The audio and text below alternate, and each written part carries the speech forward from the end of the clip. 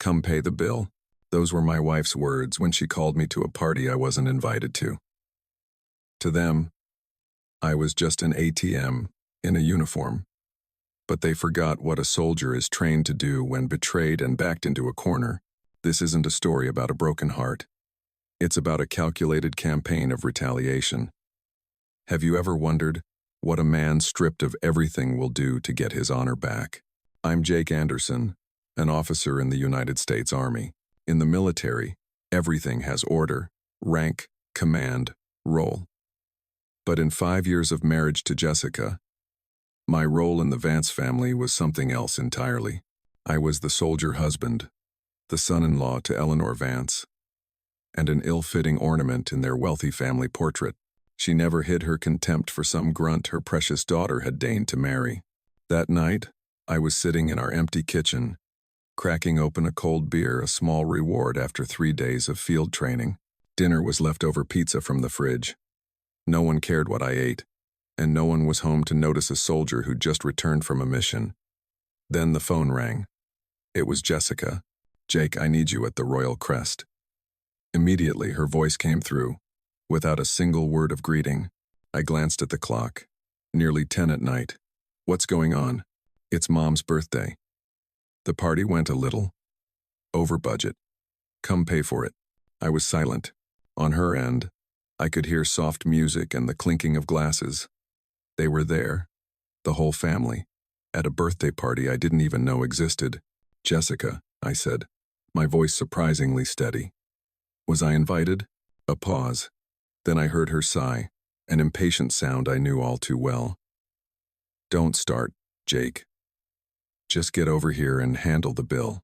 $3,874.50. Click. She hung up. No invitation, just an invoice. I stood up and stripped off my dust-covered training fatigues. I took a quick shower and put on my blue dress uniform, the one I only wore for the most formal occasions. Every button was fastened, every crease sharp. When I looked at myself in the mirror, I didn't see a slighted husband. I saw an officer of the United States Army. The Royal Crest was awash in crystal light and fake laughter. I didn't look for their table. I walked straight to the front desk, where the receptionist looked at me with surprise. "I'm here to settle the bill for the Vance party," I said clearly. As my credit card was being processed, I saw Jessica and her mother approaching. The smile on Jessica's face froze when she saw me in full uniform. Eleanor eyed me, her expression guarded. "I'll need an itemized receipt, please, with the name of the party's host on it," I told the receptionist, ignoring them both. "Jake, what the hell are you doing?" Jessica hissed under her breath. I took the receipt, folded it precisely, and tucked it into my breast pocket. I turned to my wife and, for the first time in a long time, looked her directly in the eye. "I'm doing what you asked. I'm paying the bill." I gave them a curt, formal nod and turned to leave, leaving a cloud of confusion and a flicker of anxiety on their faces. I got home first. I didn't turn on the lights. When Jessica walked in, the only things she saw were my silhouette in the armchair and the stark white receipt on the coffee table. "What are you doing sitting in the dark?" she asked, her voice laced with annoyance. "I'm waiting for an answer." She flipped on a lamp, squinting. "An answer to what?" I said nothing, just tilted my chin toward the receipt. "Oh, for God's sake, this again?" She rolled her eyes. "You're overreacting. It was just a party." I stood up and walked slowly toward her. 5 years, Jessica. 5 years I've tried to be a part of your world." I stopped in front of her. "What, exactly, is my role in this family?" She crossed her arms, her look defiant. "You should be grateful you married me, Jake. Instead of worrying about such trivial things." That sentence, not the party or the bill, was the final confirmation. It extinguished the last ember of hope I had left. The anger inside me didn't burn. It turned to ice, cold, sharp, and clear.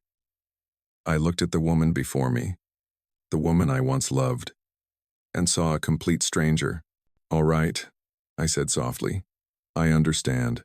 I turned and walked upstairs, leaving her standing there. In my mind, A new mission had just been assigned. The endurance phase was over. The operational phase had begun. I didn't sleep that night. I sat in my study, not to grieve or regret, but to plan. In the military, before every campaign, we assess the situation, define the objective, and map out our course of action. My marriage had now become a battlefield, and I would not go into it unprepared. The next morning I was up before dawn, a habit ingrained in me. Jessica was still asleep, her face peaceful as if last night's conversation had never happened. That indifference only strengthened my resolve. I made a cup of black coffee, went out onto the back porch, and dialed my father's number. He was a retired colonel, a man who taught me that emotions were to be controlled, not to be controlled by. He answered on the second ring. "Jake." "Dad," I said, my voice a bit hoarse. "I think it's really over." The line was quiet, not an awkward silence, but the silence of a man who was listening, giving me the space I needed. "I tried to talk last night," I continued, staring out at the misty yard, "and I got my answer. There's nothing left to salvage. I'm tired, Dad." My father let out a long, slow breath. "I know, son. I've seen it for a long time." Hearing that, an invisible weight lifted off my shoulders.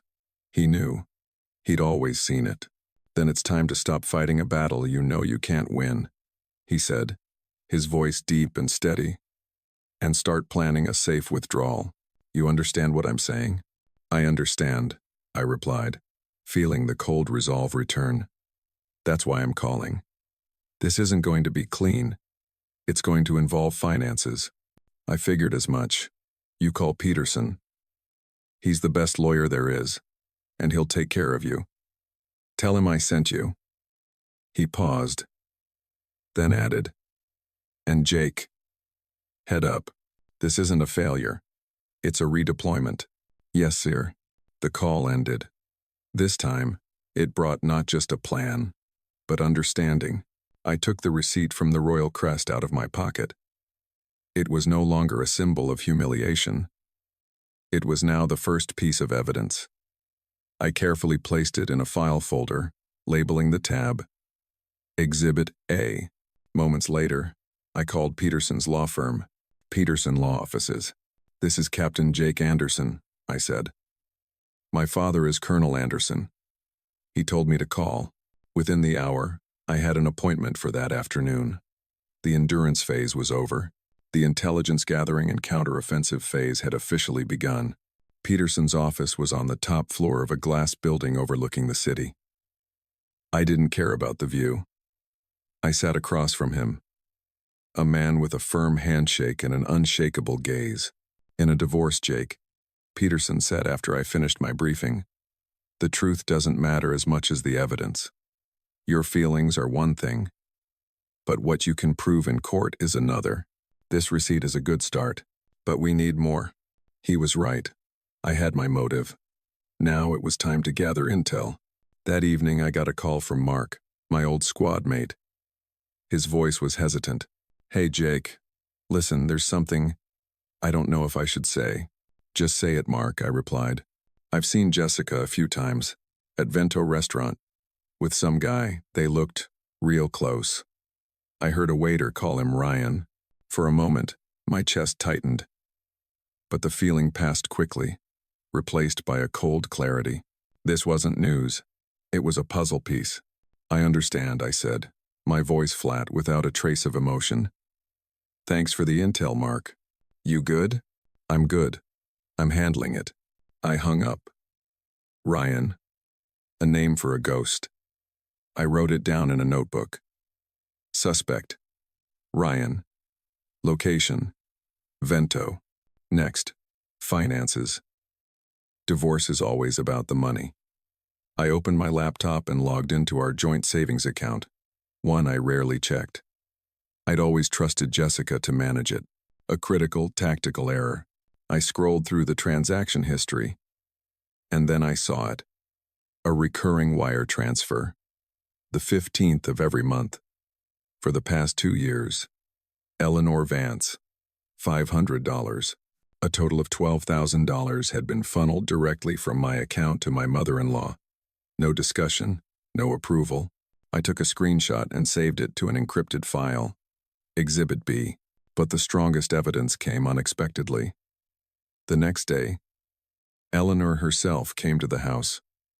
Likely to gauge my reaction to the party, she walked in as if she owned the place, wearing her usual smug expression.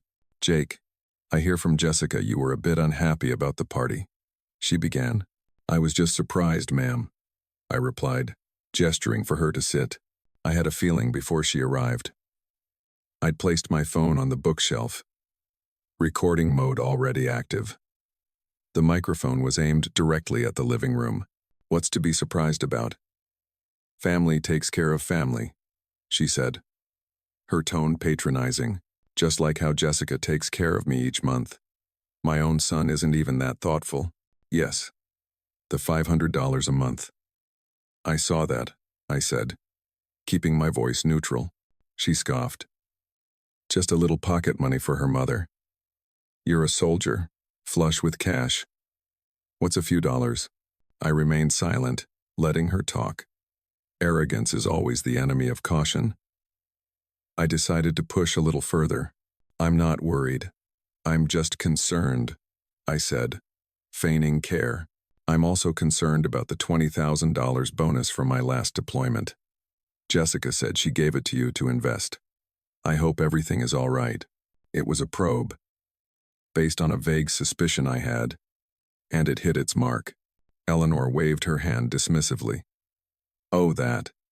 The market was just bad.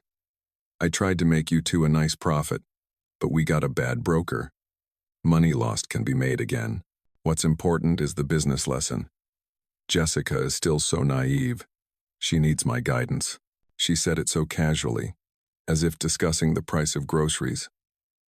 She had just admitted to losing a sum of money I'd earned with my own sweat and blood, and she framed it as a lesson.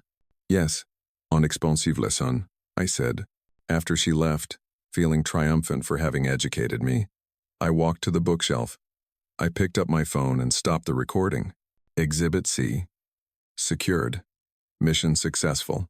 I needed something bigger, an undeniable trap, a performance they would willingly step into and tear off their own masks. I ran the idea by my father. He was silent at first, but then I heard a low chuckle. "You're thinking like a soldier," he said. "Not just withdrawing, but launching a counteroffensive. Good. What's your bait? In war, the best bait is what your enemy desires most. For Jessica and her mother, it wasn't love or loyalty. It was money. Lots of it." The plan was laid out. Phase 1. Create the opportunity. The following week, I accidentally left my phone on the dining table while Jessica was home. I had arranged for Mark to call at a specific time. When the phone rang, Jessica glanced at the screen. The caller ID read, "Colonel Williams, Pentagon." She didn't answer, but I knew the seed of curiosity had been planted. That evening I came home with a pensive look on my face, a mix of excitement and hesitation. I opened a good bottle of wine and poured a glass for Jessica. "Is something wrong?" she asked, her voice falsely concerned. "I received an offer," I said, staring into the distance. "A private security firm. They want me as a senior consultant for a project in the Middle East. If I agree to an early honorable discharge." I paused, shaking my head. "Never mind, it's too complicated." Jessica put her wine glass down. Her eyes lit up. "How is it complicated? What about the money?" "Just as I'd predicted. The numbers are significant," I said, lowering my voice. "A 7-figure contract. But there's a catch. They need someone with a stable profile. A happy family. A strong home front to ensure a long-term commitment." I looked her straight in the eye. "They'll want to meet my wife." The change in Jessica's expression was instantaneous. The indifference vanished, replaced by sharp calculation. She took my hand, her voice sweet. "Jake, why would you hesitate? This is a once-in-a-lifetime opportunity. Of course I'll help you. We're a family after all." The fish had taken the bait. Phase 2. The performance. The next few weeks were a flawless act. Jessica became the model wife. She cooked gourmet meals, asked about my day, and initiated weekend date nights. Eleanor also visited frequently, bearing expensive gifts and constantly praising me as a man of great vision. They were perfectly constructing the image of a happy family, and I played the part of a husband who was slowly being won over, basking in their sudden affection. Phase 3. Securing the final evidence. I knew they couldn't contain their greed for long. Greed always comes with carelessness. I bought a small, high-grade audio recorder and placed it under the coffee table in the living room, where they often sat and chatted. And then one evening when I told them I had to go meet the partners to finalize some terms, I got what I needed. I sat in my car, parked a block away, listening live through a Bluetooth earpiece. He bought it. Jessica's voice was triumphant. He thinks he's about to become a millionaire, and I'm the best wife in the world. Eleanor's shrill laugh came through.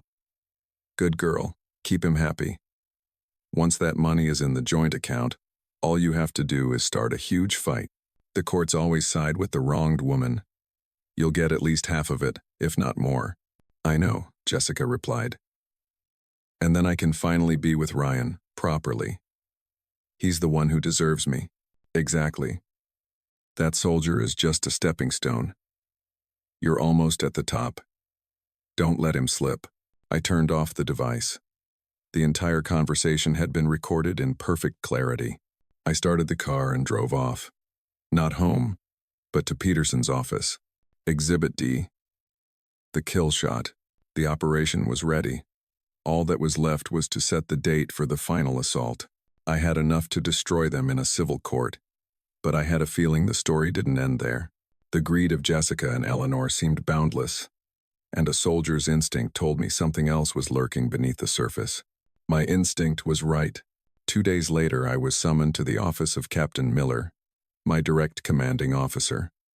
This was unusual. Miller was a no-nonsense man, and he only called me in for serious matters. Sit down, Jake, he said, his voice grim. His office was immaculate, not a single paper out of place. He slid a file across his desk toward me. I want you to see this. Off the record, before it becomes official. I opened the file. Inside were complaints. Not one, but 3. All from the wives of soldiers in my unit. They were accusing a woman named Jessica Anderson of fraud. My blood ran cold. According to the file, Jessica had used my reputation as an officer to approach other military families. She boasted about her family's connections and promised she could get them into high-end housing developments with a special military discount. Many had trusted her and given her substantial down payments. Of course, there were no discounts. The money had simply vanished.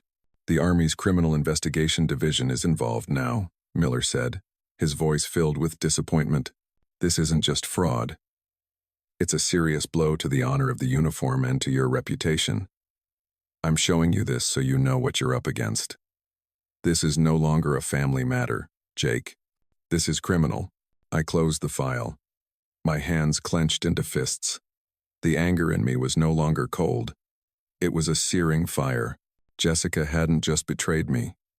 She had used the very uniform I wore, the trust of my brothers and sisters in arms, to make money. This was a line that could not be forgiven. Thank you, Captain, I said, my voice firm. I'll handle this. I left Miller's office with a copy of the file in my hand. This wasn't a divorce anymore. This was a purge. That night, I sat with Peterson and my father in the law office. The streetlights cast long shadows across the dark wood of the conference table. I laid out everything I had. First, the receipt from the birthday party, the evidence that started it all. Next, the bank statements, cold numbers that exposed 2 years of theft. Then the phone with the recording of Eleanor, casually admitting to losing my deployment bonus. The smaller recorder held their conversation about the plan to seize my assets. Every triumphant laugh captured. And finally, the heaviest of all, the copy of the Army CID file, with the sworn statements and evidence. of Jessica's fraud. Peterson examined each item, his face growing more serious with each page. My father was silent, but I could see the fury hardening in his eyes as he read the testimony from the military families. With this, Peterson finally said, tapping a finger on the fraud file, "We don't just win, we annihilate them. Jessica will go to prison. Eleanor, as an accomplice, won't escape either." "That's exactly what I want," I said. "But I don't want it to happen quietly behind courtroom doors. I want them to face the consequences in front of everyone, in front of the world they're so proud of." My father looked at me. "What's your plan?" "They started this story with a party," I said, looking him straight in the eye. "We're going to end it with one." Peterson raised an eyebrow. "What do you mean?" "I'm going to tell Jessica the partners have agreed to the contract. And to celebrate, we're throwing a massive party. We'll invite all their friends, their business partners, everyone who matters in the Vance family's world. A party to announce our $1 million future." My father smiled. A real smile this time. "A public tribunal." "Exactly," I replied. "Venue, the Royal Crest. The very place they humiliated me. And there, in front of everyone, I will present all the evidence." Peterson nodded, a look of admiration in his eyes.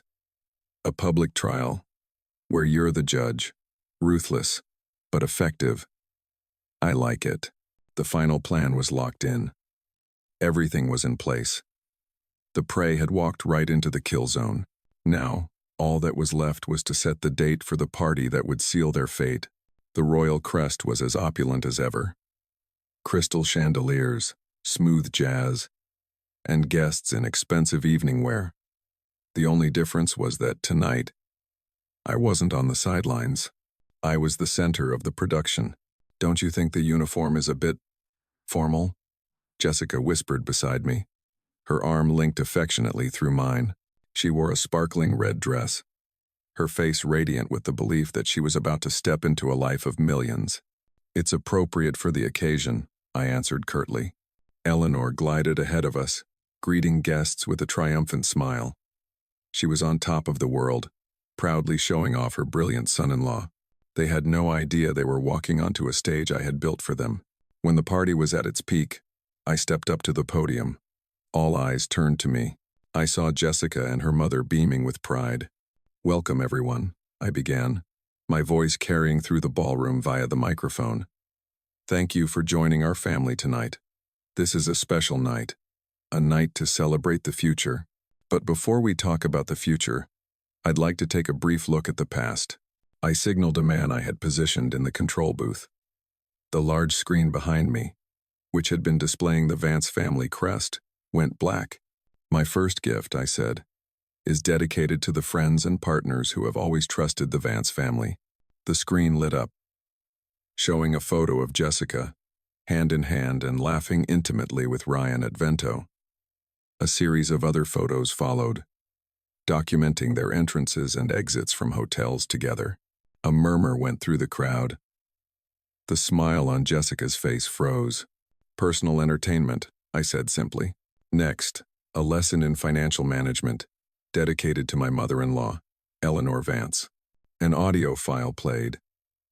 Eleanor's voice filled the room, clear as day, boasting about how she'd lost my $20,000 bonus. Money lost can be made again. What's important is the business lesson. Eleanor's face turned white. The murmurs in the room grew into open gossip. "Jessica, what in God's name is happening?" She hissed at her daughter. "And this gift is for my beloved wife," I continued, giving them no time to react. "A testament to the trust and love you've shown me." The second audio file played. This time, it was the conversation between Jessica and her mother, plotting the divorce to seize my assets after I signed the $1 million contract. That soldier is just a stepping stone. The entire room fell silent, a silence more terrifying than any outcry. Jessica took a step back, her face ashen. "Jake, you set me up?" she stammered. "Set you up?" I raised an eyebrow. I call it intelligence gathering. But the presentation isn't over, and the final gift, my voice turned cold and hard, is for the law. For the military families who were deceived by the greed of a woman with no honor. The screen switched to documents, complaint forms, sworn statements, proof of wire transfers. The entire Army CID file on Jessica's fraud was displayed for all to see. Undeniable and damning. That was the kill shot. Eleanor slumped into a chair, speechless. Jessica was like a cornered animal. She let out a wild, hysterical scream and pointed at me. "You bastard! You've ruined me!" She charged the stage, trying to attack me. But before she could get close, 2 large security guards men I had hired for the evening stepped out from the wings and restrained her. In the midst of the chaos, Peterson, my lawyer, who had been posing as a guest, calmly walked onto the stage. He took the microphone from my hand. "Ladies and gentlemen," his voice was formal and commanding. "My name is Peterson, counsel for Captain Jake Anderson. Based on all the evidence that has just been presented, I am officially announcing here tonight that my client will be filing for divorce from Mrs. Jessica Vance. Furthermore, the complete file on her criminal fraud will be delivered to the district attorney's office tomorrow morning." The performance was over. I didn't say another word. I walked off the stage, past the shocked and contemptuous faces of the crowd. I walked past Jessica, who was screaming and cursing in the grip of the security guards. I walked past Eleanor, who sat motionless like a broken statue. I walked out of the Royal Crest, leaving a ruined empire in a wake of utter humiliation. That night, for the first time in years, I felt truly free. The scandal at the Royal Crest sent shockwaves through the city's elite. The Vance family, from the pinnacle of high society, had plummeted into the abyss of disgrace overnight. But for me, the party was just the declaration of war. The real battle took place behind the doors of the courthouse. The divorce proceedings were swift. Peterson presented the evidence systematically and irrefutably. Jessica's lawyers tried to fight back, painting me as an abusive, pathologically jealous husband who had entrapped his wife. But their words meant nothing against the recordings, the photos, and the official documents. The court granted the divorce. Due to Jessica's egregious fault, I was awarded the majority of my own assets, including the house. She was ordered to repay every dollar she had siphoned, but that was just the civil court. The criminal case was the final nail in the coffin. With the file from the Army CID and the testimony from her victims, the district attorney's office wasted no time in indicting Jessica. Eleanor, for her role as an accomplice in concealing and benefiting from the fraud, was also charged. I didn't attend their sentencing. I didn't need to witness their final fall from grace. I just read the news. Jessica received a multi-year prison sentence. Eleanor got probation and a crippling fine, large enough to paralyze the financial empire she was so proud of. Ryan, the lover, had vanished without a trace the moment the scandal broke. It was all over. Justice, though delayed, had been served decisively. I had completed my final mission in that marriage. I had cleared the battlefield. After the dust settled, I requested a transfer to a different base in another state. I needed a fresh start, a place where the name Anderson wasn't connected to the Vance family. The Army approved. My new life was simple and quiet. I focused entirely on my work. The experience hadn't broken me. On the contrary, it had made me stronger and more decisive. I was promoted, earning genuine respect from my superiors and my men. Occasionally, I'd use my story with the identities changed, of course, to talk to the younger soldiers. I'd tell them about the importance of financial security, about recognizing toxic relationships, and above all, about the value of honor. And then I met Sarah. She was a history teacher at the on-base school, a woman with a warm smile and intelligent eyes. We first met at a military community event. We talked about books, about travel, about life. For the first time, I was speaking with someone without having to report or defend. She listened, not with curiosity, but with empathy. She didn't care about my rank. She cared about me as a person. Our relationship grew naturally. There were no grand promises or fake performances, just sincerity, understanding, and respect. For the first time, I knew what it felt like to be with someone who truly valued me. One weekend afternoon, we went hiking together. When we reached the summit, looking down at the green valley below, Sarah turned to me. "You seem truly at peace, Jake," she said. I smiled and took her hand. It was warm in mine, because for the first time in a long time, I feel like I'm home. Home wasn't a luxurious mansion or a wealthy family. Home was peace. It was where your honor was respected. It was where you could just be yourself. The storm had passed. The battlefield was behind me. Ahead of me was a clear blue sky, and a woman who was smiling, ready to write a new, truly happy chapter of my life with me.